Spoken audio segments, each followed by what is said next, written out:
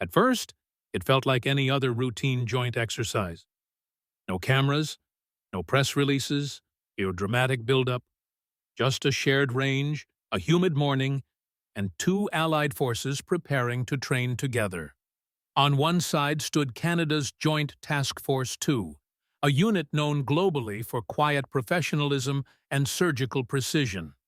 On the other were elite Filipino forces operating without flash, without hype, and without any need to impress. What happened next would quietly reshape assumptions and leave behind a story that spread far beyond that range. A story often summed up bluntly as Canadian JTF2 thought Filipino forces were a joke and left the range completely speechless. But the truth is more nuanced, more human, and far more revealing. Perception plays a powerful role in how militaries view one another. The Philippines, to many outsiders, is associated with beaches, hospitality, and overseas workers. Rarely does the global spotlight linger on the decades of internal security operations, counterinsurgency campaigns, jungle warfare, and maritime engagements Filipino forces have endured. Their experience isn't theoretical. It's continuous, unforgiving, and real. JTF2 arrived as professionals always do. Observant, reserved, measuring everything quietly. How the Filipinos handled their weapons, how they moved when they weren't being watched, how they communicated without speaking. There was no arrogance, but there was skepticism born of unfamiliarity. The Philippines wasn't often mentioned alongside Western Tier 1 units, and expectations reflected that. The range itself stripped away reputation. No medals mattered here, no unit patches could help. Only fundamentals remained. When live fire drills began, the first surprise was not raw aggression or flashy speed. It was efficiency. Filipino shooters moved with calm purpose. Reloads happened instinctively. Targets dropped in controlled pairs. Not rushed, not theatrical, just precise. Time after time. As drills intensified, fatigue set in. Heat pressed down. Stress was layered deliberately. This is where cracks often appear, even among good units. Breathing becomes erratic. Communication degrades.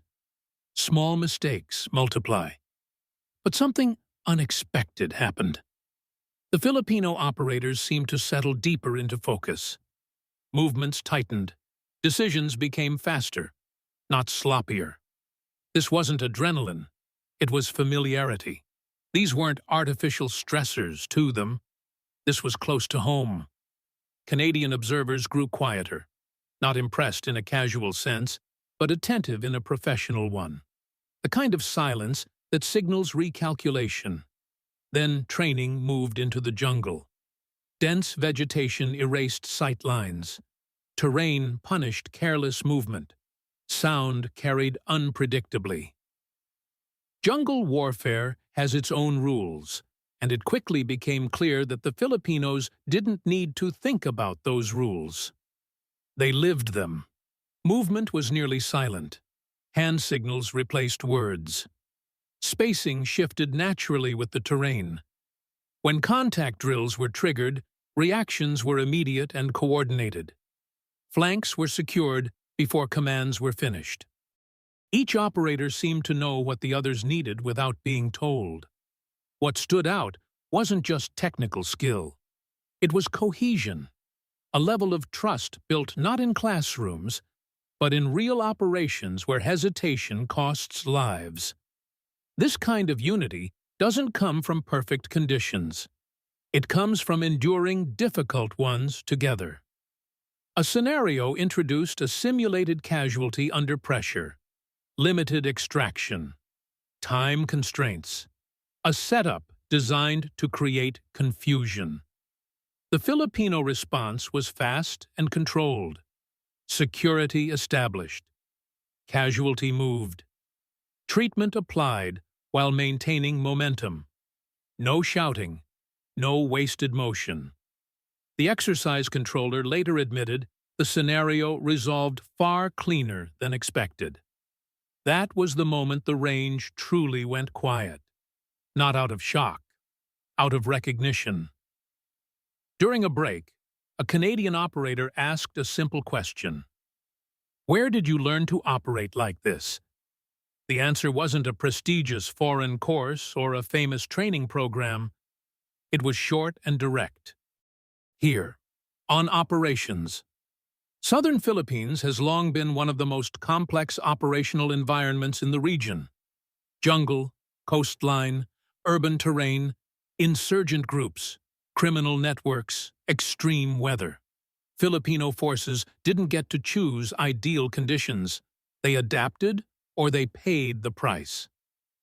Marksmanship wasn't a qualification. It was survival. Movement wasn't theory. It was necessity. Communication wasn't polished. It was effective. And effectiveness mattered more than appearances. As training continued, the dynamic shifted. Canadians began asking more questions, practical ones. How do you maintain weapons in constant humidity? How do you manage long operations with uncertain extraction?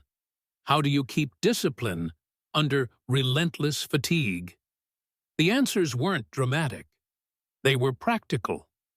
Hard-earned solutions refined over years of experience. By the final sessions, mixed teams were formed. Canadians and Filipinos operating side by side. What emerged was genuine exchange. Canadian precision and planning blended with Filipino adaptability and environmental mastery. Both sides adjusted. Both sides learned. No speeches marked the end. No formal declarations, just nods, handshakes, respect without ceremony. Later, someone joked that JTF2 arrived expecting to demonstrate excellence and left having discovered it in a form they hadn't anticipated. The story spread, simplified over time into a provocative headline. But the real lesson wasn't embarrassment or surprise. It was underestimation. Elite capability doesn't always announce itself. Sometimes it develops quietly, shaped by geography, history, and necessity. Filipino forces weren't built for reputation. They were built for reality. For Filipinos, this story isn't about foreign validation. It's a reminder of resilience that often goes unnoticed. Of generations who trained and fought in silence, carrying experience few outsiders ever see. For outsiders, it's a challenge to assumptions. A reminder that professionalism doesn't always look the same everywhere, and that some of the most capable forces in the world operate far from the spotlight. The Canadians didn't leave speechless because they were outmatched. They left recalibrated. And in professional military circles, that recalibration is respect. Because when elite soldiers go quiet, it's usually because they've learned something worth remembering. That range, deep in the heat and terrain of the Philippines, became one of those rare places where reputations weren't spoken about, but quietly rewritten through action. Long after the shots faded and the jungle reclaimed the silence, the lesson remained. Never mistake humility for weakness. Never confuse lack of publicity with lack of capability. And never underestimate a force shaped by necessity rather than image. That is the story behind the headline, and that is why it continues to be told.